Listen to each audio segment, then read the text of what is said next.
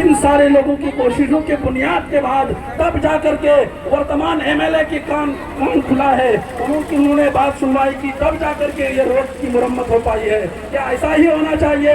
एक एमएलए का जो फर्ज होता है, एक सांसद का जो फर्ज होता है, एक जो है अपने हल्के असेंबली और हल्के लोकसभा के लिए जो नागरिक हुआ करते हैं, जो वासियां हो, जैसे हम लोग किशनगंज जो है लोकसभा के जो है सम्मानित जनता है, तो क्या हम लोगों के परेशानियों में एमपी साहब को फोन उठा करके तू मैं गाली गलौज करना चाहिए? क्या ये कोई इंसानियत का तरीका है? बार कई लोगों ने ये रिपोर्ट हम लोगों को किया है कि सांसद साहब को फोन करते हैं अपने किसी काम के लिए, अपने किसी समस्या के समाधान के लिए, वो फोन उठाकर यही कहते हैं कि जाओ हमारे पास टाइम नहीं है। क्या आपका प्रतिनिधित्व करने वाला, क्या आपका सांसद की बोली ऐसी होनी चाहिए? हरगिज़ ऐसी बोली वाले को हम लोग बर्दाश्त नहीं करेंगे।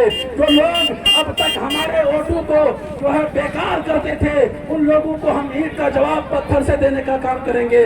हम सभी पुरानागंज पंचायत वासियों से और महानंदा जो है तमाम सुबह महानंदपुर के पंचायत के जो है सम्मानित जनताओं से आज हम लोग ये अपील करने के लिए सड़कों पर निकले हैं कि देखिए बहुत हुआ दूसरे की झंडा बरदारी, अब लेके रहेंगे हिस्सेदारी।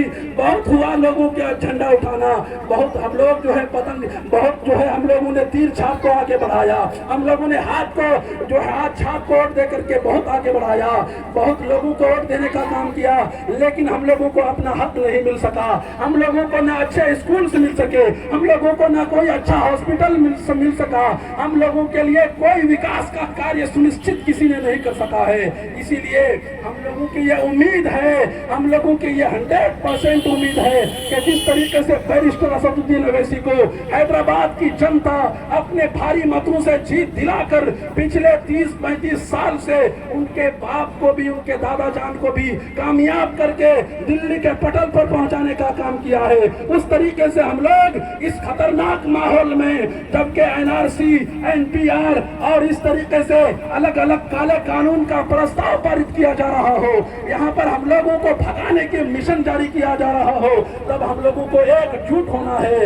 ये मत देखिए भाई भाई की अगर दुश्मनी है तो थोड़ी देर के लिए भूल जाइए। 26 तारीख आप लोगों के दरमियान आने वाला है, ये हम लोगों के हक और हुकूक की बात होगी। हम लोगों के साथ अब तक जो नाइंसाफी हुई है, अब ये नाइंसाफी को बर्दाश्त नहीं किया जाएगा। बहुत हुआ, अब नाइंसाफी को बर्दाश्त करते हम लोग थक चुके हैं। अब हम लोगों को भी अपना हक चाहिए, अपना हुकूक चाहिए। संविधान के दायरे में कॉन्स्टिट्यूशन ऑफ इंडिया जो राइट देता है, फ्रीडम एक्सप्रेशन देता है, बुनियादी हक देता है, उसके लिए हम लोग संघर्ष करेंगे। हम लोग जद्दोजहद करेंगे कि सिर्फ हम लोगों के रैली निकालने से ये जद्दोजहद कामयाब नहीं होगा, बल्कि ये जितनी मेरी माँ बहनें, जितने मेरे भाई छोटे बड़े मर्द औरत, जितने भी लोग यहाँ पर इस आवाज को सुन रहे हैं, हम लोगों की आवाज की लाज रख लीजिए। हम लोग किसी मस्जिद के इमाम जरूर हैं, लेकिन अभी फिलहाल ये दिल जो है दुखता है जब किसी अखलाक को मारा जाता है, जब किसी जुनैद को मारा जाता है, जब किसी की हत्या कर दी जाती है, जब किसी की मॉब लिंचिंग कर दी जाती है। हम लोग टेलीविजन स्क्रीन पर जब देखते हैं तो खून से जो है दिल खून के आंसू रोने पर मजबूर हो जाता है।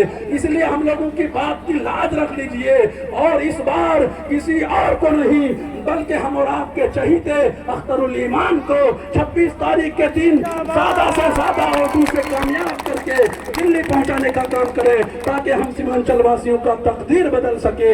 हम और आपका फैसला, हम और आपका जो है फैसला हमारा वोट करता है। इसीलिए अपनी बात को कंक्लूड करते हुए, खत्म करते हुए मैं यही कहूँगा, अख्तरुल ईमान, अख्तरुल ईमान, पतंग छाप, पतंग छाप, बैरिस्टर असदुद्दीन अवैसी, पुरानागंज पंचायत की सम्मानित जनता, दारिम चौक की जनता, दारिम चौक की जनता।